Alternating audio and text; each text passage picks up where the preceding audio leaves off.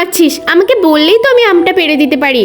মনে এই দেখ আমাদের গাছে তরমুজ পেকেছে, চল একসাথে খাবো। না বাবা, আমি তরমুজ এখন খাবো না, আমাকে ওই গাছ থেকে আম এনে দেবে। আমার আজকে আম খেতে ভীষণ ইচ্ছে করছে। ঠিক আছে মনা, আমি তোর জন্য একটা আম চেয়ে নিয়ে আসছি।